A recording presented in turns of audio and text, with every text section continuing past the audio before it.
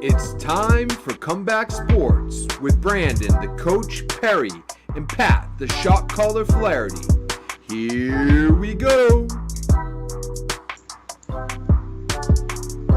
What's going on, everybody? Welcome to another edition of Comeback Sports, a weekly sports talk show. We give you 10 topics of sports stories happening across the country and across the globe. Folks, my name is Pat, the shot caller Flaherty, and I'm joined, as always, by my co-host, Brandon, the coach Perry. Brandon, what is happening, buddy?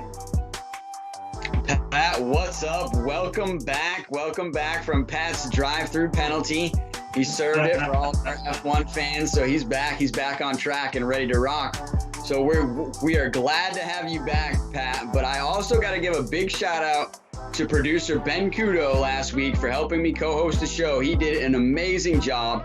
And when I went back and looked at the show, I don't even think I gave him enough credit because he really did an amazing job. Producer Ben, keep pounding for us, man. Keep leading the way.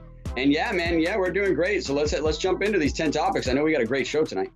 Absolutely, man. And yes, our producer, Ben Kudo, you guys gave a signal to the bullpen. You brought the righty in. Kudo came in. He was so good last week. Much better than Matt Barnes did last night for the Red Sox. So we'll just keep it at that. Awesome job, producer Ben, as always. Yeah, we're going to get things going with our 10 sports topics. But, folks, as always, at the bottom of our screen, you'll see our Twitter handles. Make sure you follow us on Twitter. Also, you're probably watching this show on YouTube, so make sure you subscribe to the Comeback Sports channel. All the videos will be filtered to your subscription. And finally, you can take a look at the top of the screen right now. That number will be moving around. That's the call-in number. You can call into this show live, ask us a question, give us your opinion. We'd love to hear from you. Make sure you call in, folks. We're going to kick things off. One of the top biggest topics that's going on across the globe in sports right now is Lionel Messi. He has left Barcelona and just signed with PSG. And, you know, Messi is one of the greatest soccer players ever, probably one of those popular soccer players ever, Brandon. And after 21 years with FC Barcelona, he's jumping ship. This is a huge story.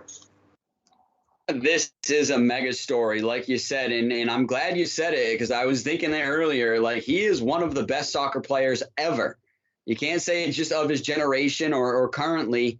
He is one of the best soccer players ever, and you definitely have to put him up there with Cristiano Ronaldo and you know, Ronaldinho and the old Ronaldo from Brazil and man, there's just so many greats. I mean, Thierry Henry. Like some of the greats about Pele. How could I forget about Pele? So you got to put Messi in there with some of the greatest soccer players of all time. David Beckham. I mean, when you say these names, Lionel Messi comes up in those names as well. And so this is huge news for the world, huge news for Barcelona fans. I mean, he's been with the team for 21 years. He pretty much grew up on the team. I seen a tweet today where it was, I believe, 3 players that they've had that were on their team.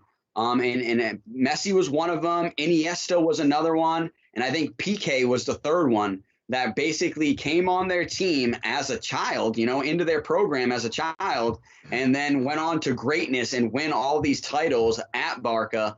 And then they kind of just fade off and they're kind of legends. The other 2, I believe, went on and, you know, got a little older and then left the club. But now Messi, basically still in his prime, just couldn't come to terms with the organization, which is crazy to me that they just could not figure it out. And I know BARCA is having some trouble right now. There's a little bit of a financial scandal and some trouble with their board there. And so I think this has to heavily play into it because, I mean, they lost arguably one of the greatest players of all time and definitely the greatest player to ever put on a Barcelona uniform. Is now playing for Paris Saint Germain on a 2-year mega deal worth millions of dollars with a 3rd-year option. And I would think that 3rd year is going to happen because, I mean, if you look at the squad they have now, I mean, it's Lionel Messi, it's Neymar, and it's Kylian Mbappe. I mean, this is crazy. They have basically the 3 best players in the world minus Cristiano Ronaldo. That's the only other guy you could put on this team that could be like they have all the best players in the world right now because that's it. I mean, it's crazy, that lineup that they have right now. So I'm really looking forward to seeing how they can mesh once they get on the field together. And, man, I got to say, he looks good in that uniform, man. And it's crazy. He changed his number up. He's now number 30. But he looks good in a PSG uniform. And like I said, seeing him alongside Mbappe and now Neymar is just going to be amazing. And it's when you really think about it, you got to go as far as like pecking order. You got to go Messi number 1, Mbappe number 2, and then Neymar number 3, in my opinion. But yeah, man, they've just got a super mega team. And quickly before I go back to you, I'd be crazy if I didn't mention this because I was really thinking about it and I did think into it more. I know he's been with the team since, like I said, he was a child. And so that's a long time, pretty much grew up and matured with the team, turned into a man and played a lot of great years, 21 years with the club. But I don't know. I just feel like the tears were a little bit over the top. And here's why. It's you're crying about you couldn't come to terms over $1 million contract, millions and millions of dollars with BARCA, and you came to terms with millions and millions and millions of dollars with PSG. So what are you crying about? Honestly, you know, if anything, you should just be happy and just be pointing out that, hey, BARCA, we couldn't come to terms. Things just didn't work out. But I guess it's just the history and the amount of history that he has with the club, and he's leaving some people behind that I'm sure he did not want to leave behind. And he said that he didn't want to leave. But it's just unfortunate that he's moving on. But I don't know. Like I said, now this PSG team is just stacked. And, man, that's got to be the toughest ticket right now to get in European football. Yeah, I'd love to hear the full story about what actually just happened because, you know, there's different people are blaming different people. You know, Messi says he was ready to take a 50% reduction in his contract. Well, he just finished up a 4-year, $675 million contract. So a 50% reduction, you know, he's still going to be making like $90 million a year. So I'm not going to cry tears for Lionel Messi in that regard. But, you know, then, you know, Barcelona saying that La Liga's, you know, the reason why they couldn't get this done. And then Barcelona's they're going to shave like $300 million off of their player salary. So there's also this sentiment where, you know, Messi wanted to stay with Barcelona, but even if they could come to a contract agreement, would Messi want to stay if they had to shave a bunch of other salaries and some of his teammates that he enjoys playing with would have to leave? You know, so would he be staying for a team that's essentially rebuilding? You know, so that's, you know, even though Messi said he wanted to stay and would take a 50% reduction, was he really thinking, well, no, worst case scenario, if I do have to leave, I'm not going to be staying for a rebuilding squad? So I think there's a lot at play here. This was very complicated. But in the end, you know, Barcelona's financial issues created this situation where Messi left, you know, and like you just said, he's going to play those other two guys. Why would he not want to do that? You know, why would he not want to go to that other team, especially players when they do get a little bit older? I mean, he is in his 30s. He's still got some years left, but why would you not want to play with another loaded squad? So that's exactly what Messi's doing. Just massive news. I mean, you would just think these clubs that are so rich would just be able to re-sign these guys so easily, but that's just not the case. And you see these financial woes with BARCA, and that's exactly why he left. So very interesting. It's going to be a lot of fun watching him play alongside Neymar, definitely. And, you know, if you're a Paris Saint Germain fan, you have to be pumped about this whole situation. Yeah, I'd say so. I mean, you've got arguably the best team in the world club-wise, and I think the only other team you can put up there is Chelsea. So I think I would love to see these two teams facing off, maybe in the Champions League, Chelsea versus, you know, PSG, which I think would just be an amazing game. But just quickly, before we move on, just the effect of Lionel Messi and the following that this man has. PSG, okay, the day before they signed him had 20 million followers, or roughly 19.4 million followers. The day after they signed him, they're over 40 million followers and growing. So it's just like that. In an instant, in a flash, they gained 20 million followers, and a lot more money, I'm sure, is now going into this till at PSG. So it's just like we're talking about big money and teams having big money. PSG is really putting out the cash right now and signing the checks, along with, like I said, Chelsea. So it's like, let's see these two mega teams face off, hopefully coming up in the future here. But let's move on. Let's move on tonight to topic number 2, which is the USA, which is good as gold. Good as gold with Team USA men's basketball winning the gold medal in Tokyo, in the Tokyo 2020/2021 Olympics. And man, it was exciting, honestly, and especially watching the gold medal game. But what do you got on this, Pat? Yeah. I just, we started this whole thing a couple of weeks ago saying, is this Team USA team going to win gold? They had the early struggles with the exhibition games. They lost that first game to France earlier in the qualifying portion of the Olympics. And, everybody was questioning, obviously they're the most talented team, out there in the Olympics, but is it the right mesh of players? Is it the right combination of players? Do these guys play well together? And I think we keep forgetting that, you just had two players on the team just leave the NBA Finals in the biggest series, basketball series of their lives, travel all the way to Tokyo, like overnight, and then, play the next day. Yeah, there's always jet lag. There's there's time schedules. You just got juiced up for the NBA Finals, and now you're going to play in the Olympics. And it's not that they don't appreciate the Olympics, but it's two completely different things. So you've got that. You've got a few players who just left the playoffs. Are upset that their team lost the playoffs, trying to get ready for the offseason, and then they have the Olympics just a couple of weeks later too. And these guys took time to mesh. The NBA season usually ends a little bit sooner than it did this year. So you got to remember, they used to have a couple of months after the season, or at least a month for the NBA championship team before they would have the Summer Olympics. Now it's, like we just said, that the two guys, Devin Booker and Drew Holiday, who were just playing the NBA Finals, went straight to Tokyo. I think they went to the West Coast first, then to Tokyo. And it's like, you forget these guys are human and they need rest, So the early struggles, everybody was giving them excuses. You either were giving them excuses or you were thinking they weren't going to win the gold. They proved us wrong. Kevin Durant was unreal. As a Celtics fan, I love the way Jason Tatum played the last probably 3 or 4 games, especially coming off the bench. He's been an elite player, both in the NBA and in college basketball. To kind of suck it up and come off the bench and still contribute, facilitate, rebound, and of course he was scoring a decent amount as well. That was awesome to see. And Drew Holiday, I love the way he plays. He just plays hard all the time. Great to see him out there, even after winning the NBA championship. So it was still an impressive feat. Never mind the fact that they are the most talented team. I still think we got to appreciate this men's team that just won the gold.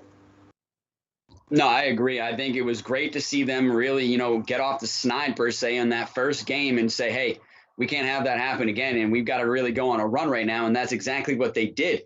And if you go back weeks on this show, I had said, if they start slow, watch out. It's going to be a tough Olympics for them. And boy, was I wrong, because they did start slow and then they recovered. And it's cheers to them for, like you said, meshing and coming together. And like you said, we forget that many of these other teams, like a Spain, an Australia, or I would say even a France, have been playing together much longer or are playing together as a squad for years now. And granted, that French team had a lot of NBA players as well, but I can guarantee you that they had more time together than Team USA did.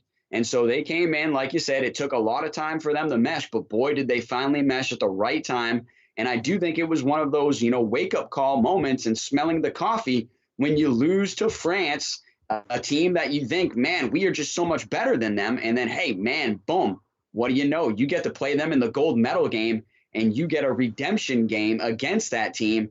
And so, boy, was I looking for a blowout, but it didn't happen.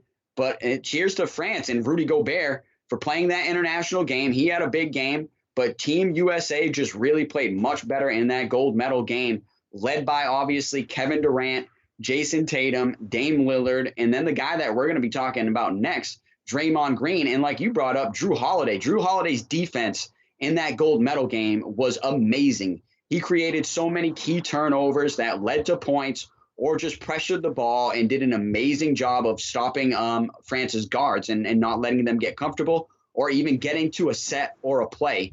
And that eats into an international clock. But, man, I don't know. Kevin Durant really proved that he is just the man right now and easily one of the best players in the world, proving that. Let's go back to his last 3 gold medal games, all right? 30 points in the previous one, right? 30 points in the last one, and then 29 now in this gold medal game. So he's basically averaging 30 points in gold medal games. I mean, that is amazing in itself. But Kevin Durant really led the way for us when there was ever a big shot, a big moment that needed to happen. KD took it on himself to basically come down and hit a beautiful mid-range pull-up, and they just had nothing to be able to contest him, France.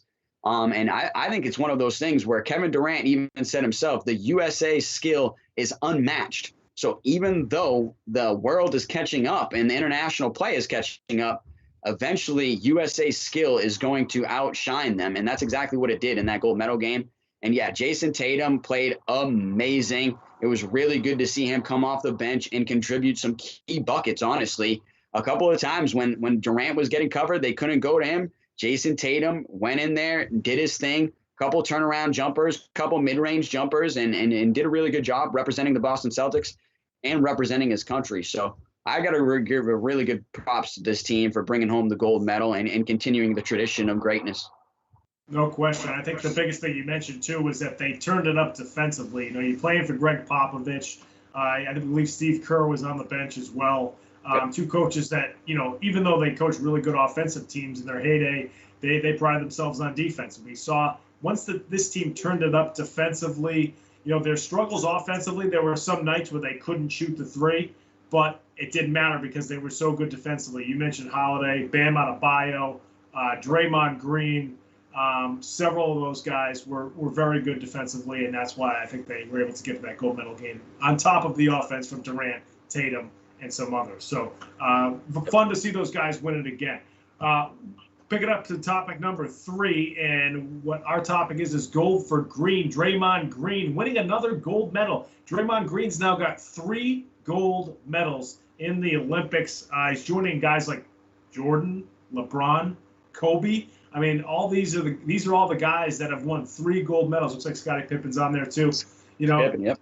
That's just, you forget how, you know, I don't think Draymond is an elite player in the NBA, but he's probably going to make the Hall of Fame, and he's just one of those guys that just wins. He's a winning basketball player. He gets on the nerves of some guys, but he's a winner. What do you think about him winning 3 gold medals at the Olympics, Brent? I think this is the thing, and I think even you would agree with this, is he's not considered an elite player like up there with LeBron James or like Steph Curry when you're thinking about the NBA as a whole. But when you think positionally, you got to say he is an elite player. I think he is one of the best power forwards in the league and clearly showed in the world in this gold medal game. And it really showed. And cheers to Pop, too. Cheers to the head coach for making the adjustments. Rudy Gobert was dominating the game physically, and the refs were kind of letting it play. This international game gets a little bit more physical. And remember, you can goaltend internationally, so you can defend the ball off the rim, which you can't do that in the NBA. There's no 3-second defensive in international ball, so you can sit in the paint and dominate the paint. So at one point, that's exactly what Rudy Gobert was doing, was pretty much just sitting back defensively in the paint. So they said, okay, we're going to play small ball. We're going to take Bam Adebayo out. We're going to put Draymond Green in. He's going to become the point forward, and he's going to lead everything on top there, bring the ball up, distribute the ball, and set pick and rolls. And that's exactly what they did pretty much the whole second half of that gold medal game. And Rudy Gobert couldn't come out and play him. At one point, Rudy Gobert had to come out and check Kevin Durant just because they were playing small ball. And of course, Durant's going to win that matchup, I want to say 10 out of 10 times. So it's just really one of those things where Draymond Green being in there now put Rudy Gobert pretty much out of position and outmatched, and it neutralized his size, forced him to have to come out the paint to basically play somebody, or they were going to keep shooting the lights out, okay? And so Draymond Green, I think, had one of those games that is just quiet behind the scenes, unless you're a basketball guy or a coach like me and you are, you know, where you have to look at that stuff and be like, he is playing an amazing game. He didn't score many points, but he was distributing the ball. He was playing great defense, setting great picks up top, and really leading the team. And like I said, playing that small ball was led by him. So, and then, like you said, he's now put himself in elite company. 3 gold medals and at least 2 NBA titles, I believe this is. And so that's elite company when you're talking about being in the likes of Jordan, Kobe, LeBron, Scottie Pippen. That's amazing. I think Larry Bird was in there too, I believe, as well. So, man, big shout out to Larry, I believe, as well. I'll have to double check that, but I'm pretty sure Larry Bird has 3 gold medals. He was on that dream team, and he's definitely got more than 2 NBA titles. So I'm pretty sure Larry Bird is in there too. So to have company like that and say now Draymond Green's in there, I think you got to say the man's elite, and I think this kind of proves it. Yeah, I also think when you think about, some of the criticisms of USA basketball in the past, it's, oh, they just put together an all-star team. You just have a bunch of scorers. So Draymond Green is probably one of the first guys you think of when you're like, who can we bring in that's, top-notch player, all-star caliber player, but doesn't need to score 20 to 30 points to be effective and can kind of do the dirty work, can be a rebounder, can be a good defensive player, can come up and cover guards on a switch, can fall back and cover guys like Rudy Gobert in the post or make it harder for guys like Rudy Gobert in the post, who can, he doesn't quite shoot it the way he used to, speaking of Draymond Green, but, he can still shoot a little bit. He's still a threat from three-point land. So, when you do have a Durant and a Lillard and a Tatum, and a Devin Booker, you do need the guys that do the dirty work, like a Draymond Green or like a Drew Holiday, where they don't need to score 20 to 25 points to be effective, and they can complement the other players on the USA basketball team. And I think that's one of the biggest reasons he's on the team.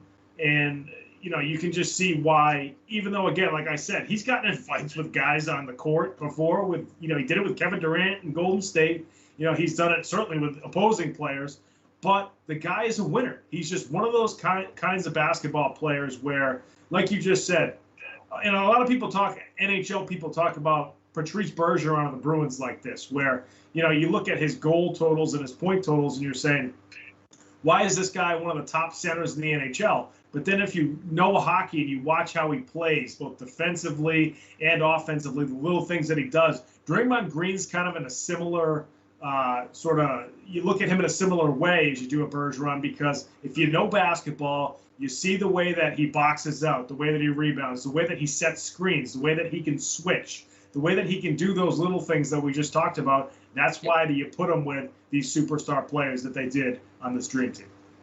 I mean, comparing him to Patrice, I would love to be compared to Patrice. I think that's a great comparison. I think Draymond would like that too, because like you said, I think they're both elite players in their own right there. And I've got to quickly say, man, Draymond, I think, has the potential to go on and win another gold medal. I mean, I think he's young enough where I think he still could be on the next team and provide some valuable minutes, or maybe come in and do something very similar. And so he could put himself in even more rare air, per se, by getting another gold medal and having these NBA titles. So it's definitely something we'll have to continue to watch going forward. And I mean, it's Team USA. We would love another gold medal in France in 2024. But hey, we'll be there to cover it, hopefully.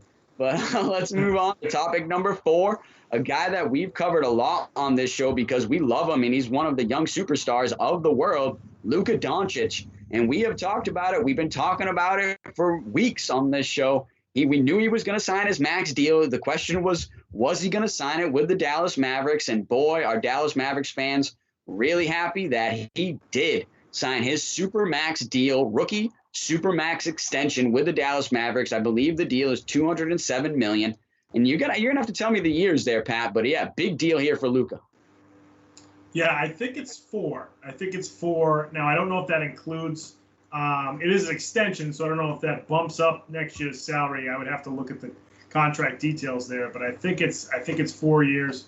But if you're Dallas, you got to be just like, okay, now we got Luka locked in. Now we can make a move to try to find out who's now going to play with Luka Doncic, because I don't think Porzingis is the answer there. So, you've locked down Luka. You have your superstar for the next 4 years. They're hoping obviously longer, but I think first things first, let's just concentrate on these 4. The other thing, though, is that like in the NBA, there have been players that have signed extensions and signed the max contracts, and then 1 or 2 years later don't like what they see and say, I want to be traded. And the players right now are really influencing what happens with transactions in the league. So, Luka, if he wants to leave in 2 years, probably still can. But at least for now, Dallas has got him locked up at this massive extension. I don't think he would turn it down with that much money. He's in Dallas. That's a big market. It's not New York or L.A. are quite Chicago, but it's, sort of the next market there. And, he's got an owner like Mark Cuban who's not afraid to spend money. Dallas, he's got a European player that came before him in Dallas, and Dirk Nowitzki, who's a Hall of Famer who won a title there that he can kind of lean on for advice and those types of things. So I think Luka's comfortable with the Mavericks right now, and now that he gets this massive deal, now it's like, okay, what's the plan going forward in Dallas? Now the Mavericks can kind of figure out and sort of set a roadmap for exactly what they're going to do to try to put one or two more stars around Luka to create a title contender. But this was a no-brainer, obviously, for the Mavericks. He's I think he's right now he's a top 5 player in the NBA, in my opinion. And this was just an easy contract extension to offer here to Luka Doncic.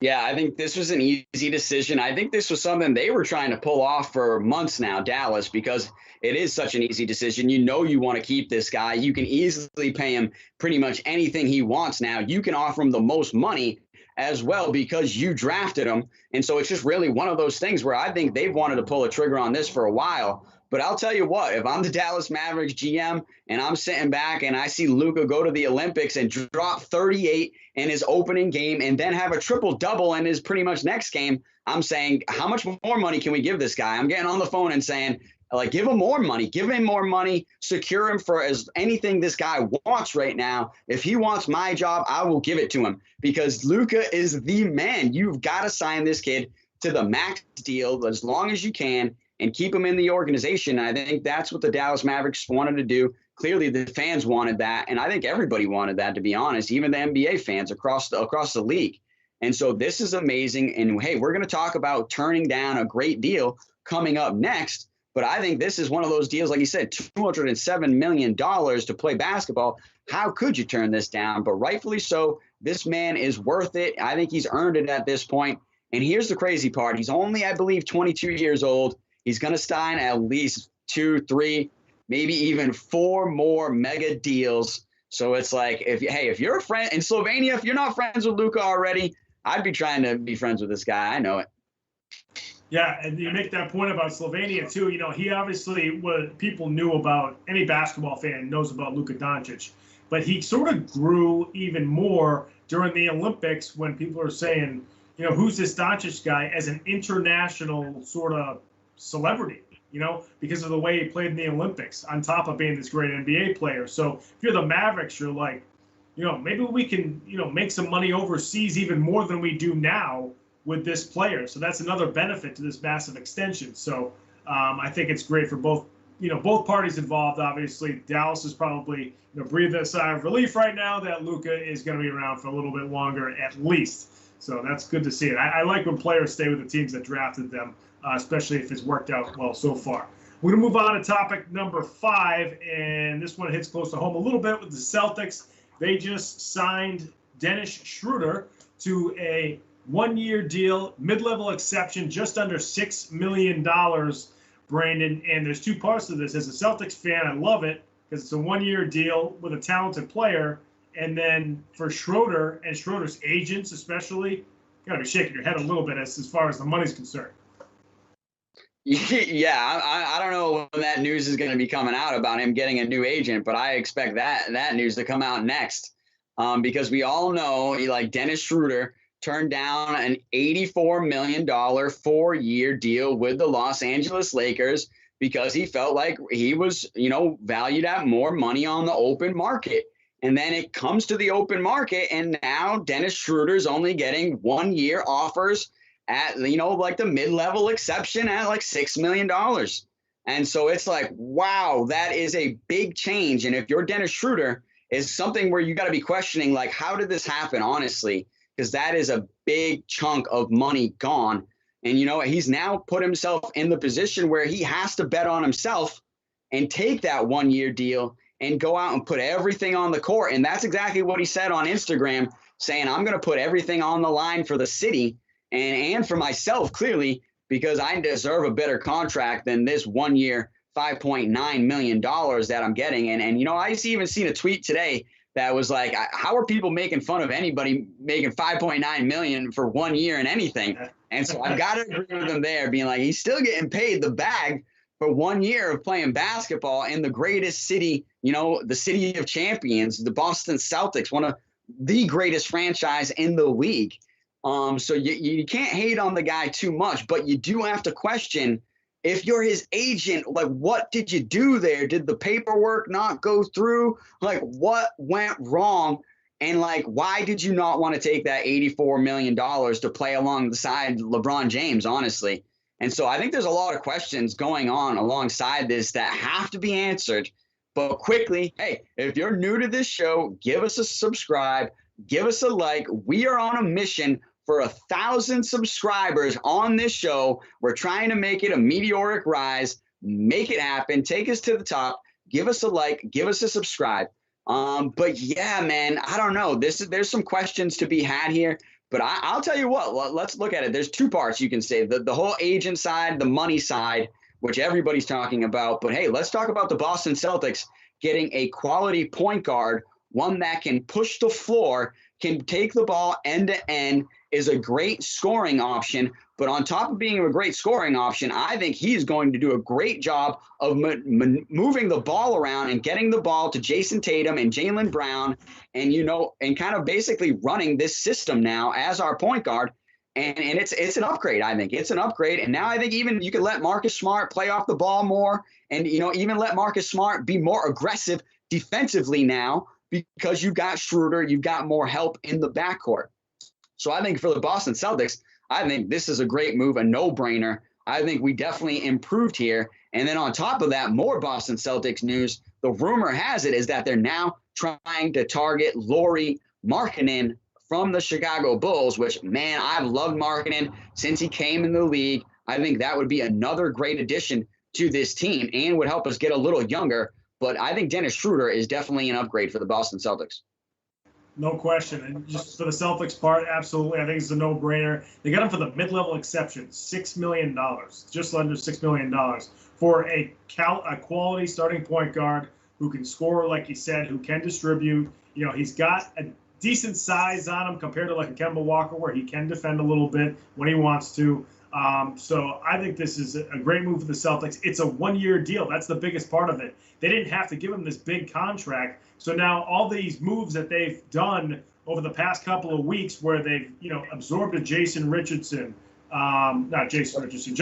excuse me. Yeah. They've absorbed a Chris Dunn.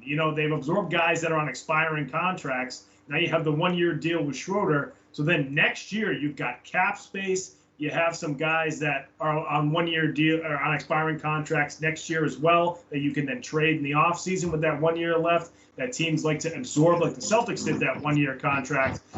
So they have so much more financial flexibility next season or next offseason because of the moves they're making, and they still do, even though they just picked up a quality player with the mid-level exception. So the biggest question I have right now is, I'm guessing his agents thought he should get more money than what he was being offered by the Lakers. And I think they thought that the Lakers would offer him more money by kind of playing hardball with the Lakers and saying, listen, you need a point guard. This is your best option. He doesn't need to have the ball in his hands all the time. He can score. He can do this. And then the Lakers just go out and say, all right, we're just going to get Russell Westbrook. Yep. And I don't love the Westbrook fit, but they got Russell Westbrook. So now Schroeder's like, okay, where am I going to go now? The other thing is there's so much quality point guard talent in the NBA. There's so many good point guards now that Schroeder's not a top 10 point guard. He's just not. I like Schroeder, very good player, not a top 10 point guard. So, you're not, a 4-year, $84 million contract is what players like him get offered. So I'm just not sure what his agents and what he maybe thought he could get on the market, but, tough for him. This is only good for the Celtics, though. He now has to prove himself, like you mentioned, and guys in contract deals like this, where they have to prove themselves, always play well that upcoming season because they know that they're playing for a big contract at the end of the year. Yeah, this is a contract year, and so he has to play well if he wants to get that 3 or 4 year offer that he feels like he rightfully deserves.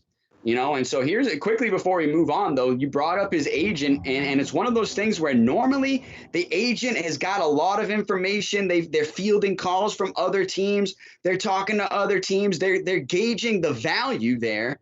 So it's like they made such a bad call because, like you said, normally they have the value being like, no, man, I've talked to other teams. He's worth more money. And so that's only the way that you turn that deal down. And so it's like, I don't know, maybe another team make another move and say, hey, we don't want Schroeder anymore, not for that money. And then now he's kind of stuck because, like I said, usually there's some more information that makes you say, hey, I'm going to turn down this $84 million because another team wants me for a little bit more money. So there's a lot of questions here, I think, that are unanswered and maybe even will stay unanswered, honestly. And if I'm Dennis Schroeder, I try to keep them unanswered, and I would just hire a new agent and move on from the situation and try to earn myself that contract this year. But let's move on. Let's move on to topic number 6. But first, hey, we're going to dive into some great F1 content. But if you're new to our show here tonight, give us a subscribe, give us a like. We're on a mission to 1,000 subs, and we want to get there, and we want to skyrocket our way there. So, hey, give us a sub, give us a like. And I quickly want to give a shout out to one of our new subs, Nicholas Johnson, who's also a big F1 fan. We appreciate you, Nicholas. Keep tuning in because we're going to keep delivering some amazing F1 content. Just like, obviously, hey, the biggest topic right now in F1, and over these next few weeks, it might be answered. Heck, it might be answered tomorrow. So, producer Ben, you got to cut this one up quick because they might be deciding this one, even like I said, tomorrow morning when we wake up. And the question is, hey, if you're Mercedes-Benz, do you keep Valtteri Bottas and keep the status quo, or do you move on to the young gun, George Russell, and bring him in alongside Lewis Hamilton? So I think that's the question. They've all said, Mercedes said, hey, we're going to decide it by the summer break. George Russell has said, hey, my future will kind of be set by the summer break. Well, guess what? Summer break is here. And so this information is going to be hot. Yeah, this is a very interesting situation. You know, we mentioned, a couple months ago when Lewis Hamilton re-upped for 2 more years with Mercedes. So if you're Mercedes, you got to be saying, hey, Lewis, who do you want in there? Because that's exactly what they need to do. Do you want to keep Bottas in there, who has not had a great year, but has been a good partner with Lewis Hamilton? They've been successful together, and Bottas has won 9 races with Mercedes in his career, and something right around there. And has certainly had a lot of second place and third place podium finishes as well. So do you go with kind of what you know? Now, you know Russell a little bit, but he's the young guy kind of coming up. He's the guy that hasn't really been Hamilton's partner yet. And it's very different when you're the number 2 and the other guy is the number 1. He's got the better car, and you could be leading a race, and then they say, okay, now it's time for your partner to go by you and take this one home, or at least kind of help your partner get to the front and grab that first place finish. So, it's an interesting question. It's going to be, I think, whatever Lewis Hamilton wants. Again, I mean, they re-upped him for 2 more years. They want to max out those 2 years. It's interesting that Russell just did a tire test with Mercedes, right?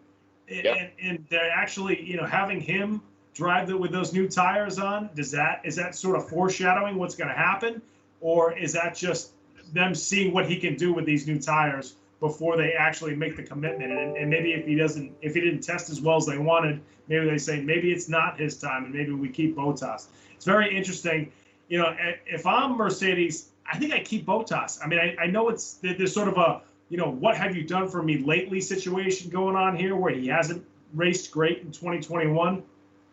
But look at this guy's history. He pretty much, even though I'm sure he wants to be the number 1 guy, he's been a guy that has been supported Lewis Hamilton, who doesn't kind of ruffle the feathers of Mercedes very much. He doesn't stir the pot at all. He does what the team asks him to do.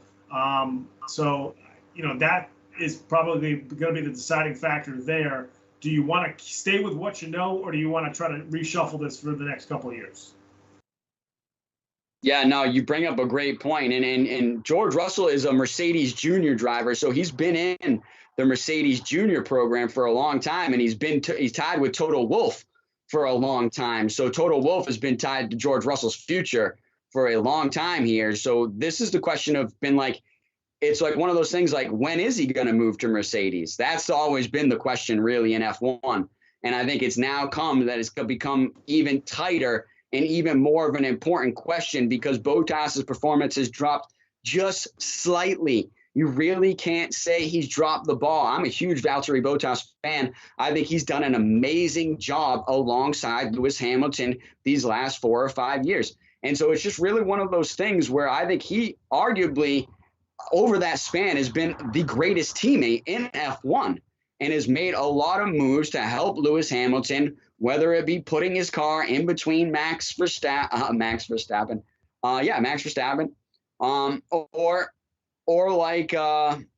or basically when Lewis doesn't win, like Valtteri's there to pick up the pieces and usually get the W himself. And so it's just really one of those things. You brought it up. He's had multiple wins, and that usually happens when Lewis Hamilton's having a tough day or they made the poor strategy call with Lewis and he's off the mark. And then Valtteri's right there with the second car and he's ready to pick up those pieces and get the win for the team.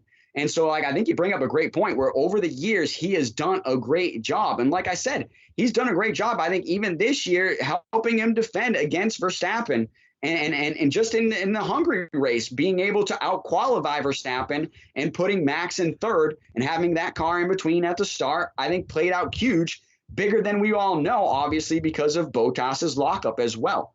But it's just really one of those things where I think over that span, he has been the greatest teammate in F1, helping Mercedes achieve all these constructors championships because he is so reliable and he always does put himself up in the points or on the podium or is there to pick up a win. But I have to say, I got to replace him. I've got to replace him. I've got to bring in George Russell. I think now's the time. Let's look back. I haven't remembered the last time, and I think it's honestly 2020 that we have to go back for when Valtteri Bottas picked up one of those wins. And it was in 2020 in Austria, I believe, where he kind of picked up his last win. That's kind of going back a long way now where we've seen Valtteri Bottas on the very top of the podium. Okay, but let's also go back to 2020 again when Lewis Hamilton got COVID and George Russell substituted for him and did an amazing job, outdrove Bottas and passed him on track with arguably the best pass of that Grand Prix. So we've seen what George Russell can do in the 2020 Mercedes, which this 2021 car is pretty much a copy. I think, bringing in 2020-22, obviously, new regulations. I think it's time. It's be the time to bring in your driver, your young gun, the guy that is going to lead you to the future is when the new regulations come in. Because let him adjust to this new car, let him build the feedback alongside, hopefully, an 8-time world champion in Lewis Hamilton. I get it, Max fans. He's currently a 7-time world champion, but we're just doing a little foreshadowing, kind of like Sergio Perez did. If you didn't see it, when F1 did this thing called Grill the Grid, they asked you to name all the F1 champions going back. And Sergio Perez goes, 21 Hamilton. And then he goes, no, 20 Hamilton. It was hilarious. So I'm sure the Red Bull fans didn't like that. But, hey, maybe a little foreshadowing, honestly. But I think it's time you bring in the young gun, George Russell, the young British superstar, alongside the current British superstar. And you have, I think, in my opinion, the best pairing on the grid when you pair those together. And I think you got to compare them to I think the other best pairing on the grid is Lando Norris and Daniel Ricciardo at McLaren. So I think once you can team these guys up, obviously the marketing, the brand explodes, and Mercedes, I think, will do well. But like I said, let your future champion, which is George Russell, come in and learn this new car immediately and help you develop this new car under the new regulations alongside your champion, Lewis Hamilton. And most people, what they're questioning is going back to 2016 when Lewis Hamilton was racing alongside Nico Rosberg. And so they don't want to see a situation like that when you have basically the two best drivers on the grid battling it out and they're on the same team and they're teammates and there could be crashes. And so that's the question going forward. But I don't know. I think these guys could play that situation a little differently than that 2016 situation happened and unfolded. But I say you got to make the move. I think now's the time to move on George Russell. And I think you're going to see this news happen maybe, like I said, maybe tomorrow, but definitely within the next week or so. Yeah, very interesting as always with Mercedes, especially in F1. Yeah, and I think with Russell too, maybe they're looking at it like even past that 2-year contract with Hamilton, where they're saying, if we think Russell is the future of Mercedes, why not get him in now? We think he's just as talented as Bottas, or at least close to it, where we're not going to lose much next year, with him in the second car. And then when Hamilton either leaves or retires, Russell's going to be our guy. That would be a big motivating factor for Toto Wolff and Mercedes as well. Moving on to topic number 7, we are going to stick with F1 because Mercedes just came out saying that they believe that the FIA curbed Red Bull's engine, which has shown clearly a loss of performance. They've struggled the last couple of Grand Prix, late in July and early in August. So, Brendan, what do you think about Mercedes coming out and saying that they think that the FIA came down on Red Bull and their engine? Well, I got to give credit to the story to F1 Planet. So F1 Planet, great job covering this story and saying that, hey, Mercedes is kind of coming out. And hey, this hasn't been confirmed because the FIA doesn't want to confirm anything like this. And they don't want to have a press release basically saying that maybe we found something illegal or outside of the bounds with the Honda engine in the Red Bull. And let's go back to 2019, the Ferrari debacle, when Ferrari had their engine turned up, and it was basically an illegal engine that they used all year long. And guess what? There was an FIA investigation, but we never got to see what the outcome of that investigation was. And that's what people are so mad about, being like, wait a minute, you guys are going to investigate it, but then you're not going to tell us what the outcome of that investigation is. You're just going to basically fine Ferrari. And that's what they did in 2019. People even still to this day want answers from that investigation. They haven't gotten them. I think this is going to be another similar situation where Red Bull's Honda engine, and the rumor has it is that they're doing something with their energy recovery system, otherwise known as the ERS system, which, hey, these are some of the best hybrid engines in the world in these F1 cars. So not only does it run on a combustion engine, it also has a battery that boosts the horsepower. So they're thinking that somehow Honda is figuring out either how to recover more energy faster than other teams, or how to deploy their energy in a way that other teams are not doing. And potentially that's why they had so much pace in that car the first half of the season. And if you look at the last 2 Grand Prix, at least the last 2 Grand Prix, they've lost some speed. They've lost some top end pace. They've lost some straight line speed. And you got to say, at this point, I think the Mercedes and the Red Bull could be tied in development. And I know Mercedes brought a few upgrades over these last few Grand Prix, brought a few major upgrades to Silverstone that made them a lot more competitive. But it's just really one of those things where I've really got to be questioning, was Honda turning up that engine? And we all know the FIA said now that is illegal. You can no longer do that. Last year, there would be occasionally, the F1 teams would call it party mode, or that's what us fans know it as, is party mode. Let's turn that engine up to party mode, kind of put it into a quali mode, even during the race. And that gives us extra horsepower, and we're gaining slipstream, and we're overtaking. And guess what? We're the fastest car on track.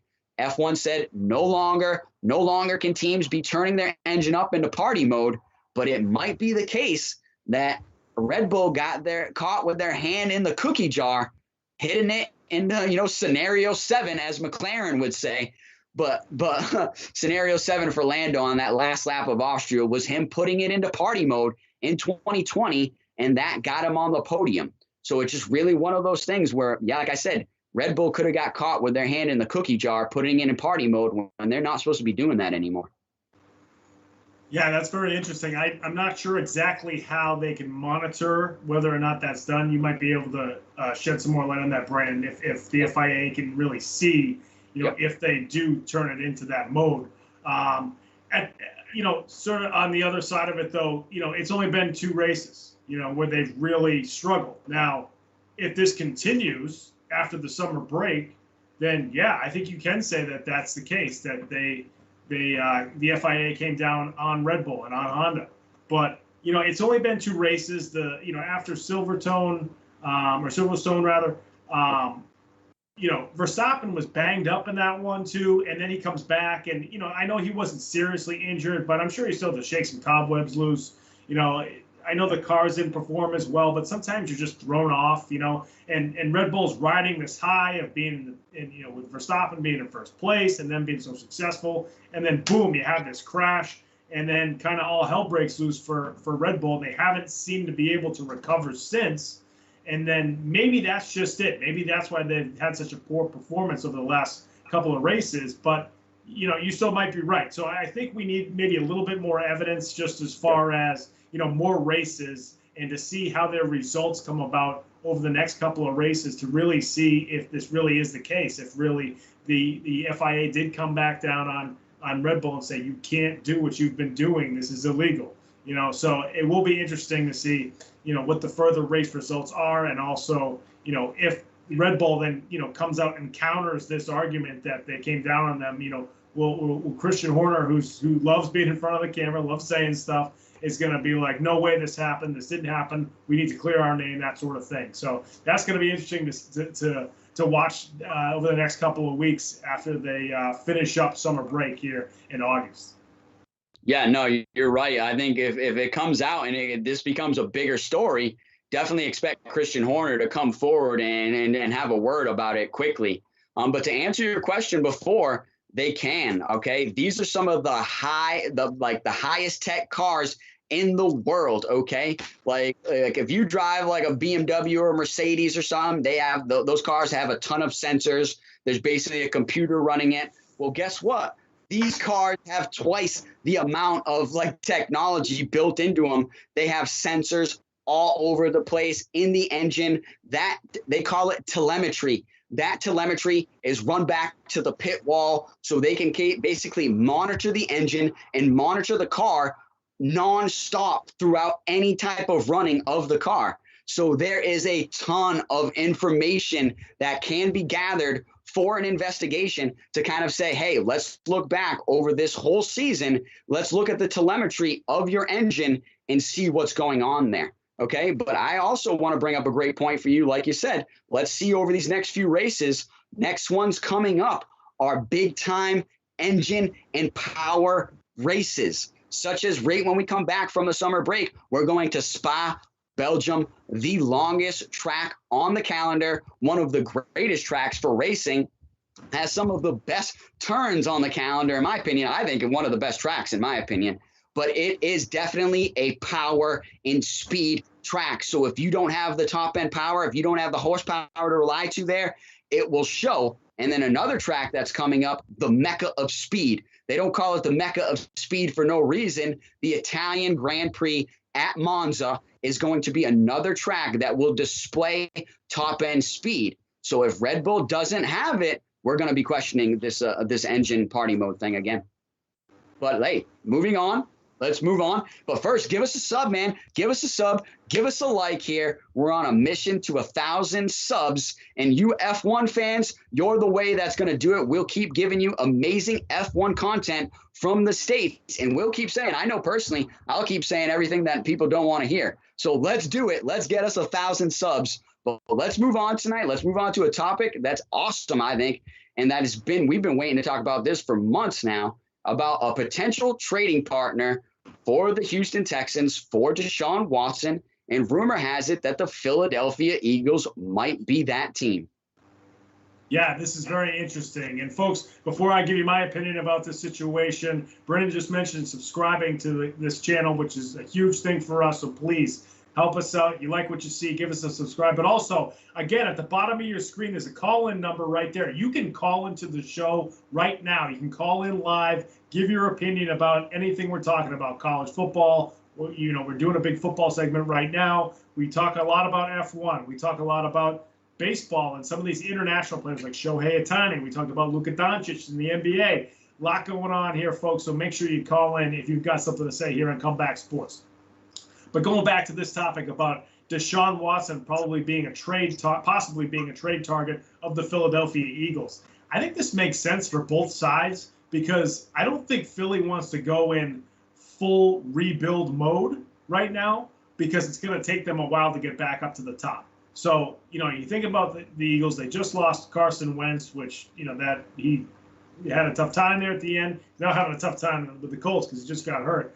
But they don't, Jalen Hurts seems like he's a solid quarterback. It doesn't sound like they're totally dead set on him being the quarterback of the future in Philly, right? So then you trade Hurts and a boatload of picks to Houston. Houston then absorbs Hurts. Maybe they have something in him. But then also for Houston, this is an enticing trade because even if you have Deshaun Watson, depending on what kind of moves they make, next offseason, Philly's not going to be good this upcoming season. They play in a tough division now. The Cowboys are going to be better this year. The Washington football team, who made the playoffs last year, is now a young, tough, defensive-minded football team who's now got a very competent quarterback in Ryan Fitzpatrick. So they are not in an easy division anymore, and they're probably not going to make the playoffs this upcoming season. Houston's going to be getting much better draft picks in compensation if they trade for Deshaun Watson. Meanwhile, if we talked about earlier how Miami might be a team that would want to trade for Deshaun Watson. Maybe another contender like the Broncos or somebody like that would want to trade for Deshaun Watson. But now that you have Philly trading for Watson, if that's the case, you're going to get better draft picks back because even though Watson is so good, he gets to Philly, they don't have a lot around him. Zach Ertz is still there, but he's getting up there in age. Their wide receiver core is not good. They have a couple of decent running backs. Miles Sanders, a good player. Their defense is solid. It's not elite. And again, they play in a tough division. So I think if you're Houston, this might be the best trade package you can get for Deshaun Watson, especially with everything going on with him now. Teams know that Houston is losing leverage when it comes to trading Deshaun Watson. So this might be the best trade offer if you're Houston that you might want to accept. Nick Caserio's got a big decision on his hands if this is in fact a trade offer from Philly. Man, you bring up a great point, how basically every day and every hour and every moment that ticks by, Houston's losing leverage, right? And they're losing compensation and value in return for arguably one of the greatest quarterbacks on the market right now and playing the game right now. And he's got at least another 10 years of being great, maybe even 15, the way that some of these quarterbacks are playing right now, going into 35 and even 40. Even Ben Roethlisberger said this week that he feels like he can play another 3 or 4 years. He just said he's not going to eat any avocado ice cream like Tom Brady, which I thought was awesome. But yeah, it just proves how long these quarterbacks can play at a high level in the NFL. Deshaun Watson is one of the younger quarterbacks. He's basically, when you're thinking of young superstar quarterbacks, there's two guys that come up, okay? Maybe three guys. I'm sorry. There's three guys that come up. Lamar Jackson, Patrick Mahomes, and Deshaun Watson, in my opinion. I think they're the three young guns of the NFL right now for quarterbacks. So this is one of those things where I think you're right. Is this the best value that they can get in return? And I had a question for you back in return, but you already answered it. My thing was going to be, would Hurts have to be part of the package? You clearly said Hurts has to be part of the package. And I think that would make sense for both teams. Houston Texans could get a young quarterback back, one that could play right away and that they could try to develop and see if he's going to be the next guy for them. And, the Eagles get their guy that they want to try to compete now, to win now. But I guess the real question is, does Deshaun Watson want to play for the Philadelphia Eagles? Because we all have to remember he has a no trade clause attached to his contract. So in the end, he is going to decide what team he plays for or whether or not he's going to sit out. I will say the Houston Texans have said he is not going to play this preseason, and he won't be playing at all in the first game. And I think that's a way of saying, hey, we still haven't really decided what we can do with Deshaun. We're trying to trade him. There's just no movement right now, but he's not going to take the field for us. And so I guess that's the real question. And I think you brought up the other team that I think is more of a viable target. If I'm Deshaun Watson and I have control over the teams I want to go to, I think I'm saying I want to be shipped to the Denver Broncos, a team that is a little bit younger, has some young superstars, has a few great wide receivers there. They just drafted Jerry Jeudy. I think that would be a great combination of Deshaun Watson and Jerry Jeudy for the next 5 or 6 years, or even more there in Denver. So if I'm Deshaun Watson, I think I'm saying, I'm not going to go to Philly. And especially, hey, Philly fans, do not be going crazy on me, but you guys are psychos. And you guys, I mean, nonstop. And I love the passion. You know, I love it, but you don't cut anybody a break. If I was a professional quarterback, I would be like, nah, I don't want to play in. I don't want to play in that city. I'd rather play in Denver, you know, and go to Colorado and enjoy the beautiful Midwest there and play with Jerry Jeudy. But I think, you know, it's really the question of, is Deshaun Watson going to be willing to go to the Philadelphia Eagles? And if I'm Deshaun Watson, I've got to say no. Yeah, that's interesting. That's a good point, too. I mean, you know, you're absolutely right. I'm sure Watson would much rather want to go to Denver than Philly. You know, first of all, he's going to be throwing to, like you said, Jerry Jeudy, Cortland Sutton, Noah Fant, 3 young wide receiver, tight end combination that is very athletic. All 3 of those guys have speed. Jerry Jeudy's a great route runner. Sutton is that burner down the side, and Noah Fant's just a very talented pass-catching tight end. So Watson could do a lot with those 3 guys, very different than what he's had in Houston over the last season or 2, especially once DeAndre Hopkins left.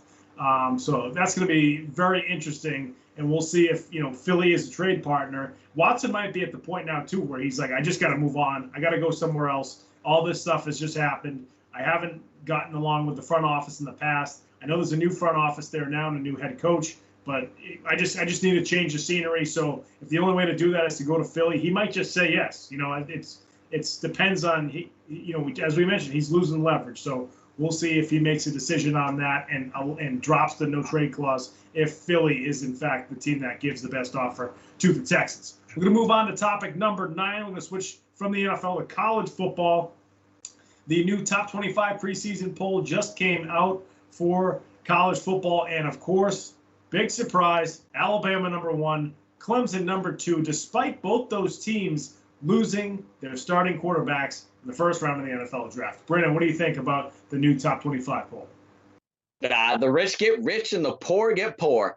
And it's just really one of those things where it's just like, this has been college football over the last decade or maybe even more, you know, where Alabama's had this dominance, this decade of dominance, or even, you know, even 2 decades of dominance, you could say. And hey, you can go back on this show. First off, hey, if you're new to this show, give us a subscribe, give us the like. We're on a mission to hit 1,000 subs, and you could be that 1,000 sub for us. So, hey, give us a subscribe, give us a like. But it's one of those things where we've talked about it on the show many a times, just Alabama's dominance and how they do it, and the quality of play and the quality of players that come out of that program, and how Nick Saban is just really running the best program in college football right now. So it doesn't shock me that when the coaches poll comes out for preseason, that they're number 1 again, but quickly behind them is, you know, the team that has kind of been trying to pick up the pieces when they're not around for the last decade, which is Clemson. And Clemson has been that other team that's had some national championships over this last decade and has kind of put themselves in the mix there. But now with Trevor Lawrence gone, what is Clemson going to be able to do? Are they going to be able to keep themselves up there, or are they going to quickly drop down the ladder? I think that's the bigger question, and the bigger story is Clemson going to be able to keep their run going? Because I can guarantee you I'll bet the house that Alabama is going to keep this run going for maybe another 10 years. Who knows? They always get an amazing amount of recruits that are willing to come and play for Nick Saban, and why not? He's sending guys to the NFL like it's water, man, like it's a river sending water to the ocean. Like it's just natural. He just does it. Like, so it's just really one of those things where why would you not want to go play for Nick Saban and win a national title? We even talked about it. He literally guarantees you a national title because that's what he can do now.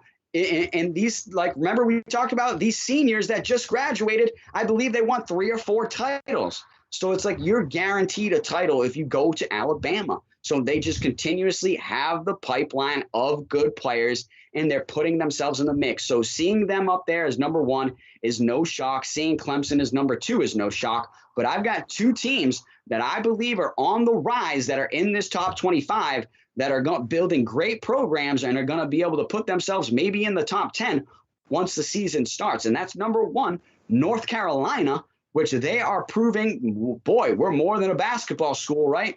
We can bring in some top-level talent on the football field with Mac Brown there now leading the program. He is doing an amazing job turning them into a football school and getting the talent to turn out and putting out great talent onto the field. So I think that's a team to watch out for that is not normally in the top 25, and unless you're looking at a basketball schedule, right?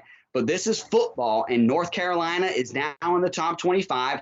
I think they're going to consistently put themselves up there. And then the other team to watch out for is Oregon, a powerhouse from the West, who I think is going to be gaining steam again and putting themselves on the map like they do year after year, getting great talent. Those Oregon Ducks are a great team to watch out for. The facilities at Oregon are top notch. That is another great school with, man, why you just can't say no to them if they want you to come play. So it's just really one of those things where I think this top 25 is kind of looking a lot of the similar and a lot of like the usual suspects, but you've got a few other guys in there that are going to be looking to, you know, make their name on the college football scene, like North Carolina and like Oregon, bringing their greatness back to the football scene. But yeah, I'm excited for college football, and I think we all are in just a few weeks here. Yeah, the funnest part about looking at the top 25 is seeing the sort of surprise teams, like you mentioned, that might be a little higher than you expected. But one of the teams that right now they're sitting at number 5 is Iowa State. You know, I can't remember the last time Iowa State was that high in the national rankings for college football. Now, basketball, they've had some teams that have been up there a little bit, but have never really finished in the top 5 either. But top 5 in college football, I can't remember the last time that's happened for Iowa State. But they bring back their starting running back, their starting tight end, their starting quarterback. They're all top players in their conference. So you can see that. You know, it's funny. There's some of these teams in the top 10 especially, you know, lost their quarterback to a first-round pick in the NFL draft. You got Alabama, you got Clemson, you got Ohio State. You know, so you've got those 3 top teams whose quarterbacks just got drafted in the first round of the NFL, yet they're still in the top 10. I'm actually surprised Ohio State dropped all the way to 6. I feel like they're going to get back up there. That's just what Ohio State does. So I'm surprised they're at all the way to 6. But, you know, the teams ahead of them, I just mentioned Iowa State, but then it's Georgia, Oklahoma, some of those other teams that have been up there, you know, this entire time as well. So, you know, other than Iowa State, the other top 5 teams in the top 6 are always up there. You know, Spencer Rattler's coming back for Oklahoma, so you know they've got a returning quarterback. So we'll see how that goes. And of course, we saw that we've got teams moving to the SEC coming up in a couple of years too. That could change things too. But you mentioned UNC, Mac Brown doing a great job there. Do you think Texas still wishes he was still around after everything that's happened to that football program over the past almost decade now since Mac Brown has been there? I'm sure they're kind of wishing they didn't fire him that many years ago. So, but that's history now for the University of Texas. But yeah, I mean, this is going to be very interesting. I would love to see, as much as I respect Alabama, Clemson, Oklahoma, Georgia, Ohio State, I would love to see an Iowa State crack that top 4 playoff spot, or a Texas A&M, which everybody thinks is going to be one of the top teams. Then you have a team like Cincinnati, who doesn't play in one of the bigger conferences, but was very good last year, almost went undefeated, lost in their bowl game, has a quarterback coming back from last season. They could make some noise again in college football again this year. So there's some opportunities here. Like I mentioned, because Mac Jones was drafted, because Trevor Lawrence was drafted, because Justin Fields was drafted. Remember, those 3 guys were the starters on their team for the last 2 seasons at least. Mac Jones came in halfway through 2019, but still, you've got a couple of 3 really good quarterbacks who were there for a couple of years. Now they're gone. Now these teams have to bring in either a freshman that's obviously highly recruited, or a guy that's been sitting on the bench for a couple of years. So it's going to be a very interesting situation with those top teams with their quarterback situation, and maybe some of these other teams can take advantage of that here in 2021. You mentioned Oregon. They had a lot of opt-outs in 2020. So now all those guys are coming back in 2021. Like you mentioned, I think they'll be back in the top 10 once again here in 2021. But it's going to be very interesting. We were mentioning before the show that we're just happy to see college football sort of back. Last year it was great to see, but it was still, you had teams opting out, you had players opting out, you had like 8-game seasons, you had 5-game seasons. It was strange. This is the closest to normal we've been in a while, and we're hoping it stays that way. Yeah, I agree. Like you said, we were talking about that before the show, and we're saying you're probably going to see less, COVID cancellations, hopefully this season as well. And so hopefully it'll be back to a normal there and back to the college football that we know. But just quickly, yeah, man, I'm excited for this season. And I think, the Georgia Bulldogs team, I think is another team that could make some waves. But you also brought up another team that just has an endless pipeline of talent year after year is Ohio State. Like you said, they are going to move their way up into that potential top four, whether it be within the first few weeks or by the time the playoffs come around. Ohio State's going to be sniffing around. And it quickly, a team like Ohio State might not even have to be in that top four coming up when we do change the playoffs and hopefully expand the playoffs to 6 or 8 teams. And so you might just have to be in the top 8 to be able to get yourself in. But this year, I think, still top 4. So they're going to have to keep themselves up there by winning some of their games. And yeah, I think you're right. I can't remember the last time I've seen an Iowa State team ranked this high. But we'll definitely be covering the college football team. So, hey, give us a subscribe, give us a like, and we'll keep giving it to you. So let's move on. We're staying with college football, losing a legend, and this is one that definitely hit me hard here. Huge Florida State fan, huge Bobby Bowden fan. So the news of losing Bobby Bowden and Bobby Bowden passing away at the age of 91 was really a shock for me this week and was unwelcome news. No question. And, you hear that I forgot that he was actually that old. He was 91 years old because every time you see him, he seems pretty lively. I kind of forget that we haven't seen Bobby Bowden in a couple of years, but even after he left, and retired from being the head coach of Florida State, you still kind of see him, on college football pregame shows and that sort of thing. And he still looked good just for, at the time he was probably in his 80s. But, he passed away at 91. You hate to lose a legend like that. But you also can look at it like guy lived a great life and lived till 91. As you know, Brennan, as being a coach, some of these coaches, especially in high-ranked Division I college football, it's not a healthy lifestyle. The amount you're on the road, your diet, the amount of stress you have, because it's literally $1 million industry, even though, players aren't getting paid. It's $1 million industry. We all know it is. And there's a lot on the line for coaches like that. And one of the things I loved about, kind of reading up on Bobby Bowden too, is that he took over the Florida State program as the head coach in 1976. And I think the team was something like, I think I got the number here. They were 4-29 in their previous 3 seasons. Bowden shows up. I can't remember what his record was his first year, but in his first year after taking over that 4-29 program was his first and only year of having a losing record at Florida State. So it just goes to show you he quickly turned that program around. Year 2, he goes 9-2 in his second year as the head coach of the program, and the rest is history. He's won a couple of national championships. He was producing a lot of NFL talent back in the day too, especially in the 90s. Heisman Trophy winners, Charlie Ward, guys like that. Players like Peter Warwick, who were really good college football players, played pretty well in the NFL. Lavernius Coles. Plenty of guys that we saw over the years too. So Bobby Bowden had 377 total wins in his career. And as we've said before, the ACC is not a college football sort of juggernaut. But when you think of the ACC in its heyday with college football, and Florida State is one of those top-ranking teams in the ACC, and they really kind of put the ACC on the map for college football in the 90s when Bobby Bowden was the head coach of Florida State. So it sucks to see him leave, to pass away like that. But again, 91 years old, phenomenal career, phenomenal life.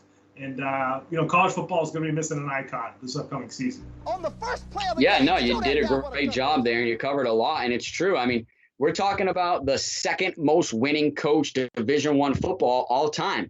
All right. There's only one coach ahead of him when we're talking about wins. And so you have to say that this is arguably one of the greatest coaches of all time, one of the best to ever do it, and probably one of the best that will ever do it, in my opinion. This is a guy that you wanted to play for. I personally wanted to play for it. Unfortunately, didn't get the chance to, but hey, that's because FSU became so elite. Like you said, you had to be NFL-type talent to even get on those rosters because Bobby Bowden did such a great job of building this squad up out of nowhere. Like you said, he came in and this team was in the junks a team in Tallahassee, you know, in the country of Florida that nobody even knew about. Nobody wanted to go to Florida State. The team was, you know, like you said, only won about 4 or 6 games over the last 4 or 5 years previous, and they were a laughingstock of college football. Meanwhile, young Bobby Bowden, who had just, you know, was the head coach at West Virginia and turned that program around, now got the chance to go and be the head coach of Florida State and then turn the program around instantly within the first few seasons. I believe within his first 5 seasons, he already had them in a bowl game and being, you know, a successful program that had already established themselves on the national scene. And then it just got bigger and bigger and better, winning national championship with Charlie Ward at the helm, winning a national championship with Chris Wenke at the helm, winning a national championship even later on. So it's just with multiple generations we're talking, and multiple like generations of players. You know what I mean? So it might not be like Alabama where he was winning back to back, but I think it's even more impressive when you can win one title in one generation and then keep coaching and win in another generation and win another title with the same program, the same team, and in the same way. And I think Bobby Bowden is just, you know, the class of college football, and not only with what he did on the field with his programs, but what he did off the field with his players, I think is something that all of us coaches can respect. He said that he always wanted to leave his players being better men. And I think he did that. A lot of his players coming out this week and saying that's exactly what he did. He was like a father figure to them, and was really, for a lot of them, was that, you know, leadership that they needed in their life at that time. And as coaches, that's exactly what we should be doing, number one. And I think that's what Bobby Bowden did, number one. And then number two, he won football games, man. He won a ton of football games and put Florida State on the map as one of the greatest football teams in college football. And I just want to say this quickly. When you think of the gold helmet back in the day, it used to just be Notre Dame, right? Now, when you think of the gold helmet, you think of Florida State and Notre Dame. And so I say that says a lot about what Bobby Bowden did for this program. And I think this is just one of those things where legends never die. You know, their legacy just continues on for all of us to learn from. And I think this is just another one of those things. Yeah, I'm not sure if there's a Bobby Bowden statue yet in front of Florida State Stadium, but there will be very soon if there isn't one already. So that just shows you what kind of impact he had on that football program. And I'm sure there's going to be a lot of tributes for Bobby Bowden throughout this upcoming season, but especially with Florida State, but with his ACC teams and so forth throughout the year. It's going to be great to see this upcoming college football season, which is around the corner. It's unbelievable that college football's like 3 weeks away. It's crazy. But folks, that's going to do it for our show tonight. And once again, I want to thank you for joining us here on Comeback Sports. You're probably watching this on YouTube. If you are, make sure you go to the Comeback Sports YouTube page and hit subscribe to our YouTube page. We want to reach 1,000 subscribers. We're slowly getting there. We want to keep pumping. We want to keep churning to get to that 1,000 number. And a lot of folks who are already subscribed, you've been helping us do it. Tell some folks that haven't watched us yet to subscribe as well, and they can check out all our Comeback Sports content here on YouTube. Again, you have our Twitter handles at the bottom of the screen as well. And folks, we had that number earlier.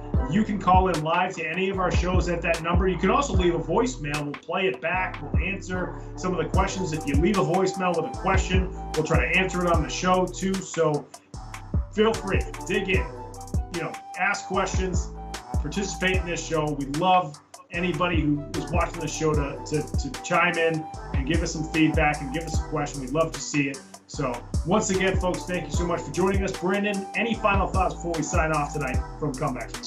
Yeah, man. Hey, give us a subscribe. Give us a like. I think like Pat said, besides your local sports talk radio, we're one of the most interactive sports shows out there. So give us a call in and you can chat with us live, or hey, give us a follow on Twitter and we can talk about some sports. But definitely give us a subscribe, give us a like. And hey, man, we love all of our new fans. And if, hey, any of our Dutch fans want to send me a gift, I'll take a medium Lionel Messi jersey or even a Kylian Mbappe jersey.